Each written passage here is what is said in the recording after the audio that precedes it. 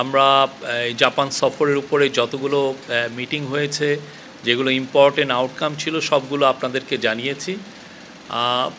আমরা এই সফরটি ছিল খুবই সফল এবং বাংলাদেশ জাপানের মধ্যে যেই সম্পর্ক, এটা আমরা মনে করি যে এই সফরের পরে একটা নতুন উচ্চতায় উঠবে।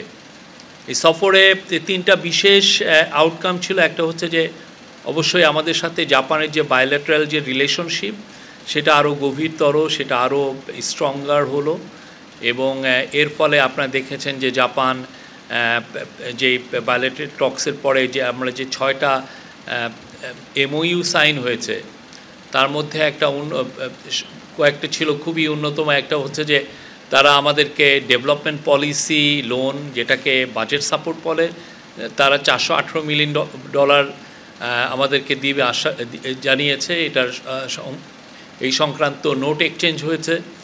তারপরে জয়দেবপুর ঈশ্বরদী ডুয়াল গেজ লাইনটা আমাদের খুবই ইম্পর্টেন্ট, বিশেষ করে বাংলাদেশের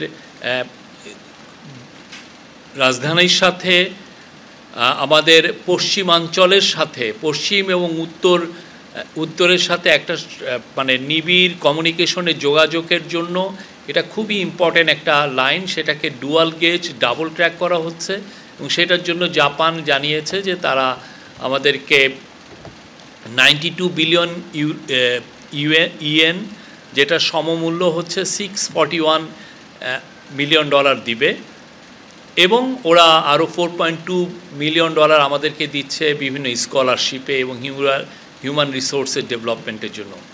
তো এবং জাপানিজ প্রাইম মিনিস্টার শিগেরু ইশিবার সাথে খুবই সৌহার্দ্যপূর্ণ একটা মিটিং হয়েছে এবং আমরা যে ধরনের আশ্বাসগুলো চাচ্ছিলাম, ওনারা প্রত্যেকটাই আমাদের সাথে বলেছেন যে এই ইন্টারিম গভর্নমেন্টের সাথে তারা থাকবেন এবং বাংলাদেশ ইন্টারিম গভর্নমেন্ট যে এই মিডি নিয়ে, মানে Maheshkhali Matarbari integrated development initiative, এটা নিয়ে যে একটা মাস্টার প্ল্যান করতে যাচ্ছেন, সেখানে তারা সর্বাত্মক সহযোগিতার আশ্বাস দিয়েছেন। তো এটা আপনারা জানেন, এটার এই মিডি প্রজেক্টে আনুমানিক এখন পর্যন্ত প্রাক্কলন করা হয়েছে যে $29 বিলিয়ন লাগবে।